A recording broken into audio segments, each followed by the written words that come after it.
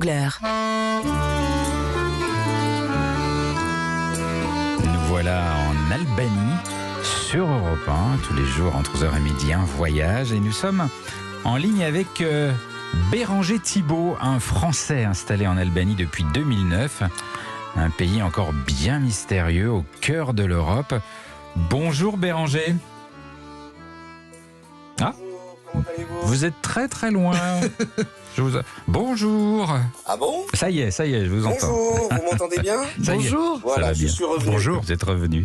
Alors, Effectivement, je suis quand même à 2500 km puisque je suis à Tirana. vous êtes à Tirana, la capitale de l'Albanie. Alors, votre histoire est assez dingue. Vous êtes parti monter un business à 27 ans en Albanie, un business de maison antisismique. C'était en 2009, à une époque où l'Albanie était encore bien plus mystérieuse qu'aujourd'hui. Quand vous avez dit ça à votre entourage, que vous partiez faire du business en Albanie comme ça d'un coup, comment ça a réagi ? Ah bah je vous avoue que les réactions ont été, ma foi, on va dire un petit peu me questionnant, savoir déjà qu'est-ce que j'allais faire dans ce pays. Les gens avaient un petit peu peur pour moi. Je vous parle pas effectivement également de ma famille ou de mes parents qui eux se sont fait un sang d'encre quand je leur ai dit que justement je quittais tout en France pour partir en Albanie, puisqu'en fait c'était un pays, comme vous l'avez dit précédemment, c'est un pays mystérieux qu'on ne connaît pas beaucoup, qui pourtant est au cœur de l'Europe, géographiquement il se situe en plein milieu de l'Europe, et donc voilà, les différentes personnes auxquelles j'exposais le projet me prenaient un petit peu pour un fou, me disant au pire on te voit revenir vivant dans 6 mois, et finalement maintenant j'y suis toujours après plus de 11 ans. Ouais. Alors vous allez nous raconter votre histoire, mais il faut quand même rappeler que ce pays qui a une réputation de dureté, une réputation un peu sulfureuse, a passé vraiment des années terribles sous la dictature de Enver Hoxha, qui est mort en 1985, donc c'était assez récent. Les premières élections libres ont eu lieu en 91 et il s'est réellement ouvert au tourisme en 2005. Est-ce que vous pouvez nous donner quelques exemples de ce à quoi pouvait ressembler la vie des Albanais sous cette dictature, parce qu'il faut se rappeler de ça quand même. Alors, il faut se rappeler qu'effectivement, ça a été un des pays les plus fermés du monde. On peut le comparer réellement à la Corée du Nord ou même à l'Érythrée.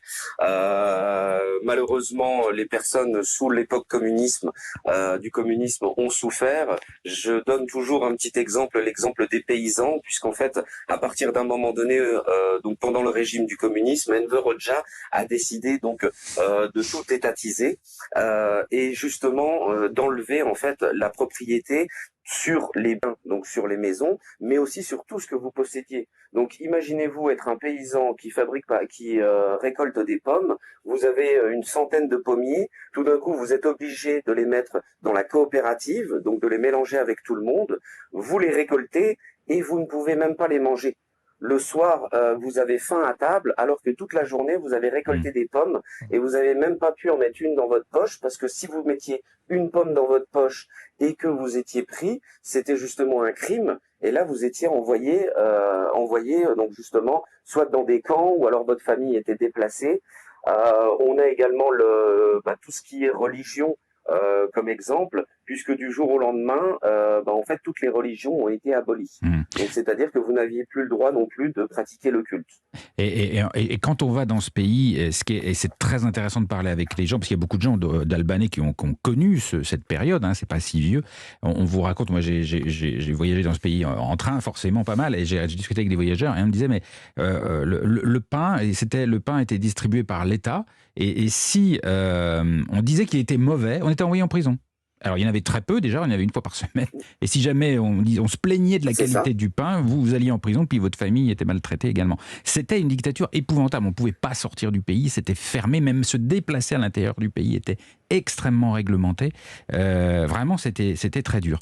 Alors, on ne va pas faire toute l'histoire de l'Albanie, mais en tout cas, c'est quelque chose qui est intéressant à découvrir quand on voyage là-bas. Ça fait partie aussi du voyage. Et alors, Béranger, vous vous installez là-bas en 2009. Votre business se lance, marche bien au début, puis un peu moins bien, enfin bref. Et puis vous lancez dans le voyage, vous montez une agence Vacances Albanie en 2013, qui n'était pas un créneau facile, vous êtes courageux. L'Albanie, ça faisait pas très très rêver à l'époque, il y a beaucoup d'idées reçues sur ce pays. Pourquoi aller en Albanie ? Comment vous avez réussi à donner envie à des gens d'aller dans ce pays ? Alors, j'ai laissé parler le pays. C'est-à-dire qu'en fait, au jour d'aujourd'hui, en Albanie, on peut par exemple parler d'une recette qui fonctionnerait quoi qu'il arrive, puisqu'on a les bons produits. C'est-à-dire que à un moment donné, on a fait des petites vidéos, on a fait des photos, et on a été démarché donc dans les différents salons du tourisme, on a été toqué aux portes des tours opérateurs, et on leur a montré réellement ce qu'était l'Albanie. Et qu'est-ce que Comme vous vous le montrez disiez, en fait, les gens avaient une image. Alors, en Albanie, je peux tout vous montrer. C'est-à-dire que dans un pays qui va faire la taille de la Bretagne, si je prends une comparaison en France, on retrouve deux mers. On va retrouver la mer Adriatique, la même que ce qu'on peut retrouver au Monténégro ou en Croatie, comme vous en aviez parlé également. Ensuite, on a la mer Ionienne. Donc celle-ci, c'est la même qu'on va retrouver au niveau de la Grèce. Donc on est déjà un pays qui est ouvert sur deux mers, et deux mers magnifiques. Ensuite, on est également un pays de montagne. On a des montagnes qui peuvent monter à 2200 mètres. On a également des lacs. On a par exemple le lac de Pogrades en Albanie, qui est un des plus vieux lacs au monde, comme le lac Baïkal, avec même des espèces endémiques comme le Coran, qui est une sorte de truite saumonée. Et ensuite également, ce que je me permettrais de rajouter, excusez-moi, je vous interromps, c'est que c'est des paysages effectivement de montagne très reculés, c'est-à-dire qu'on a l'impression assez vite quand on circule en Albanie d'aller dans des bouts du monde. Oui, d'être des pionniers presque. Presque, ouais. et parce qu'il n'y a pas encore énormément de visiteurs, et donc il y a vraiment une sensation, parce qu'il faut prendre des petites routes très tortueuses, il faut circuler pendant longtemps, et on a l'impression d'être un peu des découvreurs, et c'est aussi ça le charme de l'Albanie. Écoutez, je vous le confirme, comme j'ai justement toujours l'habitude de dire, les gens en fait ont eu une impression d'être un Indiana Jones. C'est d'ailleurs beaucoup les voyageurs en fait qui ont après fait la réputation de l'Albanie, puisque quand vous veniez en Albanie comme moi, quand j'ai monté mon business là-bas, si demain, même demain, essayez tout de suite de dire je vais en vacances en Albanie, les gens vont vous regarder avec des gros yeux en vous disant mais pourquoi tu vas là-bas? Donc les gens ont un peu une impression, c'est ça, de découvreurs, d'Indiana Jones, comme je peux dire. Donc forcément, quand ils reviennent, ils sont très fiers de montrer le pays, ils sont très fiers de montrer ce qu'ils ont vu, ce qu'ils ont goûté, puisqu'on a également une très bonne gastronomie en Albanie avec des produits frais. On a du bio. Nous, on peut vraiment parler de bio. Comme vous parliez au niveau des plantes, on est un réservoir de plantes médicinales. Quand vous venez chez nous, vous allez reconnaître le goût d'une tomate. C'est pas une boule rouge d'azote sans goût. Là, vous avez vraiment le goût d'une tomate, un petit filet d'huile d'olive. Et voilà, vous avez un déjeuner qui peut être parfait. Jean-Bernard, vous avez beaucoup arpenté les routes, j'allais dire les routes bulgares, ça n'a rien à voir. C'est pas si loin de ça. Les routes albanaises, c'est ça, on a cette sensation un peu de pionnier, un peu. Plus que de pionnier, moi j'ai eu le sentiment d'être un aventurier, on en parlera tout à l'heure, les fameuses Alpes dinariques qui se trouvent au nord du pays, mais c'est un bout du monde incroyable. Puis il y a des gorges encaissées, il y a des vallons, il y a des vallées qui sont en cul-de-sac en plus. C'est exceptionnel. Avec des villages perdus. Moi, je me rappelle sur un de ces lacs, je ne sais plus lequel c'était, j'ai un petit trou de mémoire, il y avait une navette pour traverser avec un car sur un bateau. Oui, j'ai vu ça, ces images. En fait, je crois que c'est là qui va à Shkodra, il me semble. Je ne sais plus. On peut demander c'est le lac de Koman. Oui, Koman, c'est Koman. C'est ça. Et c'est un bateau-bus, mais en fait, c'est un bus transformé en bateau. C'est le seul moyen de se déplacer pour les habitants qui habitent le village au bord de ce lac, d'ailleurs. C'est ça, je crois qu'ils n'avaient pas... Je sais pas bien l'histoire, mais je me rappelle plus. Ils avaient installé une cabine d'autocar sur un bateau pour faire une cabine pour les passagers. C'est un engin totalement improbable. Et on rencontre des choses comme ça complètement surréalistes en Albanie. Vous avez... C'est vrai que l'Albanie... Oui, pardon, excusez-moi. Je savais que vous alliez reprendre, mais comme il y a eu un petit blanc, je ne savais plus. Je vous écoute. D'accord. Non, c'est vrai que justement en Albanie, ce côté aventurier, ce côté un petit peu hors norme qu'on va retrouver, plaît beaucoup aux gens. C'est d'ailleurs pour ça qu'en fait, c'est les personnes qui ont développé l'Albanie, outre nous en tant qu'agence de voyage, c'est aussi les voyageurs qui sont venus, qui ont parlé après de leur voyage et qui sont en fait les meilleurs ambassadeurs du pays. Bon, Nathalie ? Moi, j'ai juste une petite question pratique. Moi, je parle couramment l'albanais, comme chacun sait. À part bonjour et comment ça va. On parle surtout l'italien, c'est ça ? C'est toujours vrai ? C'est ça, c'est toujours vrai, hein. En fait, ça vient également au niveau donc de la dictature pour refaire un petit saut là-dessus. C'est vrai qu'il y avait une seule chaîne de télévision à l'époque du communisme, et en fait, les Albanais avaient déjà pris l'habitude de pirater un petit peu en douce pour aller prendre des chaînes italiennes. Ouais. Donc, on a eu déjà cette base. Et ensuite, lors de l'ouverture du pays, forcément, le pays proche, frère entre parenthèses, hein, puisque il y avait eu en même temps un passé avec l'Italie en Albanie, fut les Italiens. Et donc les personnes ont regardé les dessins animés en italien, les films en italien, les radios italiennes, ce qui fait que avec le temps, ils se sont mis forcément à l'italien. Je précise également que l'albanais est très doué dans les langues. C'est étonnant. En fait, vous mettez un Albanais 3 mois dans un pays, peu importe le pays, parce que la diaspora albanaise est énorme dans le monde, et ben au bout de 3 mois, l'Albanais va réussir à parler la langue. Ils sont extrêmement doués pour ça. Restez avec nous, Béranger Thibault. Je rappelle que vous êtes en direct depuis Tirana, la capitale de l'Albanie. On se retrouve dans un instant sur Europe 1. Europe 1, 11h midi. Et si on partait? Philippe Googler.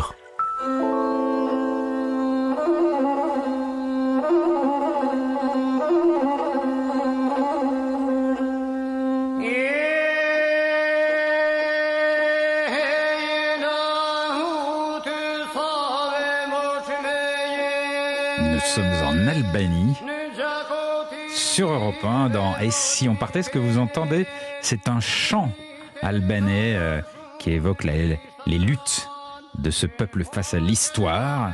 Et l'instrument un peu particulier que vous entendez, ça s'appelle le lauta. Nous sommes en direct depuis Tirana, en Albanie, avec Béranger Thibault. Alors, j'aimerais qu'on parle un peu, Béranger, des Albanais, parce que ils ont la réputation de parfois être un peu sombres, et c'est vrai pour les avoir un peu côtoyés lors d'un voyage. Il y a chez eux, je trouve, vous me direz ce que vous en pensez, une certaine noirceur. C'est comme si on devait toujours un peu raconter un peu le malheur pour mieux vivre avec, le faire sien et puis le laisser passer. Moi, j'ai perçu ça comme ça. Vous êtes d'accord ? Alors, cela vient un petit peu en fait, c'est-à-dire qu'au départ, au premier abord, c'est vrai que en Albanie, voilà, pensez que l'époque communiste est passée par là, donc vous ne deviez pas montrer vos émotions, comme on avait dit pour le pain, vous ne deviez pas dire non plus que le pain était mauvais. Donc en fait, les Albanais ont pris l'habitude d'être neutres. Par exemple, les filles albanaises ne sourient pas dans la rue. Par contre, c'est vrai que on va dire, une première approche visuelle est tout de suite balayée dès qu'on va rentrer en contact avec les Albanais, ou que les Albanais vont rentrer en contact avec vous, puisque dès qu'ils vont vous entendre parler une langue étrangère, faut savoir que l'étranger, c'est un culte en Albanie. Donc, ils ont été coupés du monde pendant des années et des années. L'étranger était, entre parenthèses, un roi, était quelque chose qu'ils n'avaient pas le droit de toucher, et donc ça, c'est resté avec le temps. Il n'est pas, je veux dire, quand vous êtes dans un bar en Albanie en train de parler avec vos amis en français, vous pouvez très bien avoir un Albanais qui se retourne et qui va vous dire quelques mots de français, puisque pendant justement le régime de la dictature d'Enver Hoxha, la seconde langue, à un moment donné, était le français, enseigné à l'école. Ouais. Et donc, il ne faut pas s'arrêter. Donc, et au vous niveau des Albanais... Ouais. Pardonnez-moi, voilà, il ne faut pas s'arrêter à la première impression. Vous avez tout à fait raison, c'est vrai, je ne l'aurais pas dit comme ça, mais maintenant que vous le dites, c'est très juste. On peut avoir une impression un peu de froideur, un peu rude, un peu presque un peu hostile comme ça, mais en fait non, il faut dépasser ça, faire un grand sourire, y aller, écouter l'histoire, et après ça se passe bien. Pour retrouver leur côté méditerranéen, Philippe. Mais oui, tout à fait. Ça. Vous avez raison. Et il y a une tradition que j'aime beaucoup là-bas, c'est le soir à partir de 18h dans les villages, c'est le Giro. Giro. Racontez-moi le Giro, Béranger. Giro. Alors le Giro, c'est ce que j'appelle moi un petit peu la Dolce Vita albanaise. C'est-à-dire on prend le temps. Et on se balade. Le Giro, en fait, à 18h, vous disiez, on l'a donc dans les villages, ça se voit énormément, mais on l'a aussi toujours à la capitale. C'est-à-dire qu'en fait, ça vient donc de l'époque d'Enver Hoxha et ça a été perduré. En fait, ensuite, toutes les personnes vont s'endimancher, vont bien se mettre et on va en fait faire le tour de la rue principale. Donc, par exemple, dans les villages ou dans les petites villes, la rue principale est même coupée à ce moment-là, elle est rendue piétonne et en fait, vous avez avez comme ça les gens qui se baladent, bras dessus, bras dessous. Vous avez les gens qui viennent s'installer au café. C'est le moment justement de rencontrer votre voisin, de rencontrer quelqu'un d'autre du quartier, ou alors pour les plus jeunes de s'essayer un petit peu, on va dire à la drague, des petites choses comme ça, d'échanger des regards en fait. Et on s'habille bien pour ça. Tous les soirs à 18h, on met son costume du dimanche. Alors, si vous prenez justement les anciens, c'est-à-dire que maintenant, effectivement, la nouvelle génération ne s'endimanche plus forcément, hormis peut-être le week-end, mais si vous prenez justement les anciens, vous allez les voir, costume, cravate, avec leurs petits chapeaux, leurs lunettes de soleil, et ils vont se balader justement comme ça. Donc, pour des raisons en même temps de santé, parce que comme ça, vous pouvez sortir, vous pouvez faire une petite balade quand c'est un peu moins chaud, hein, parce qu'il faut savoir qu'en Albanie, comme on est justement dans le sud, on est un pays très chaud. Je sais qu'en ce moment en France, il pleut ou il fait frais. Moi, je vous parle, j'ai quand même une 40aine de degrés. Ouais. Alors, parlons un petit peu de la capitale, Tirana, qui est une capitale, je trouve, avec une ambiance un peu pour nous, un peu provinciale, très paisible, avec un mélange assez étonnant d'architecture communiste, avec ses grandes fresques, des buildings, et puis en même temps une architecture italienne très présente, on ne s'attend pas trop à ça. Et puis surtout, il y a ce qu'on appelle le bloc au centre de la ville, et ça c'est un quartier de Tirana qui était réservé à l'élite pendant la dictature, c'est-à-dire que le peuple n'avait pas le droit d'y aller. Tout un quartier était fermé, était réservé à l'élite, et aujourd'hui c'est un peu l'inverse, Béranger, en fait. C'est ça, un peu comme on va dire une sorte de pied de nez à l'histoire.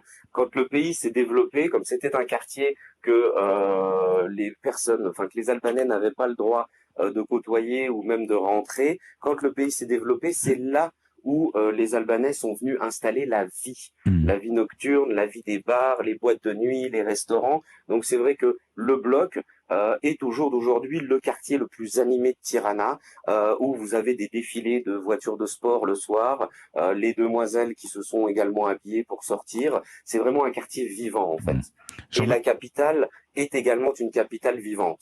Tout à fait. Jean-Bernard, comment vous avez vécu le bloc ? Moi, j'ai adoré le bloc parce qu'il y a aussi plein de fresques murales, des peintures murales sur les bâtiments. Il y a une touche colorée qui est exceptionnelle dans ce bloc, avec bien sûr en plus tous ces fameux bars et cette animation en bois du raki. Enfin, c'est une super ambiance. Ouais. Avec plein de terrasses. Et des terrasses. Nathalie, vous adoreriez, vous devriez essayer l'Albanie. Mais oui, Nathalie, non, mais on vous y emmène. Non, Nathalie, on vous y emmène. Non, mais moi j'aime beaucoup l'homme albanais. C'est pas ça que je veux dire, évidemment. C'est pas du tout ça. Vous pouvez développer ? Pas du tout ça que je voulais dire. Non, je suis sensible aux couleurs également. Car je dis n'importe quoi, je me qui me prend.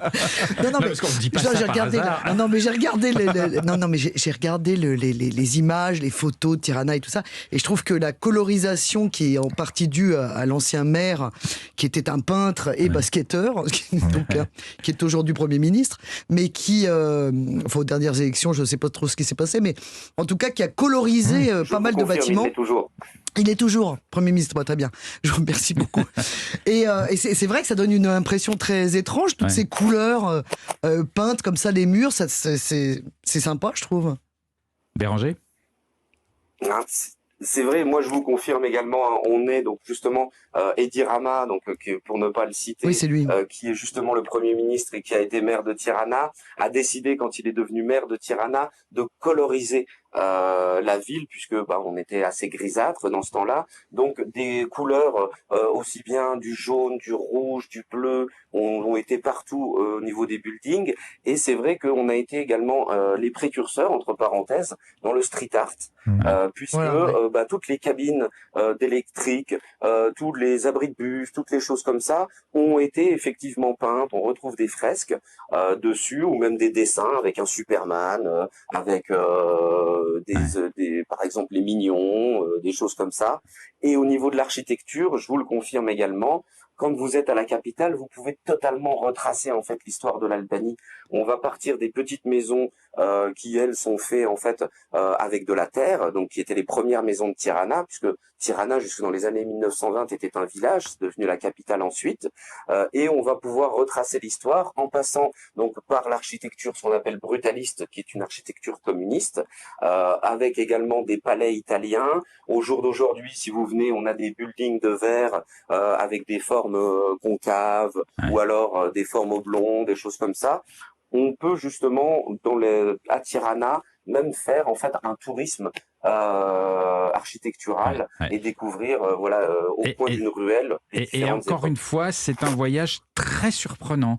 Parce que on trouve à Tirana et en Albanie des choses qu'on ne voit pas ailleurs. C'est vrai que ces buildings avec des grandes fresques communistes et ça, qui sont relativement récentes, on est dans les années 80-90, c'est assez étonnant quand c'est mêlé avec de l'architecture italienne. C'est vraiment un voyage fascinant. Bérangère Thibault, merci beaucoup de nous avoir parlé merveilleusement de votre Albanie. Je rappelle que vous êtes le fondateur de l'agence Vacances Albanie et je vous souhaite encore beaucoup de bonheur à Tirana. Bah écoutez, merci beaucoup et je donnerai juste une dernière petite précision au niveau de l'Albanie qui est en fait justement par rapport, on va dire, à sa réputation. Venez en Albanie, vous allez voir qu'en fait dans ce pays, vous retrouvez une sécurité que vous n'avez plus des fois dans certains pays du monde. Vous pouvez très bien laisser votre téléphone portable sur la table, aller aux toilettes et revenir, votre téléphone portable est toujours sur la table. Bon, Nathalie est rassurée, là, je vois. Non, mais Nathalie. Non, mais... Merci beaucoup Bérangère, dans un instant.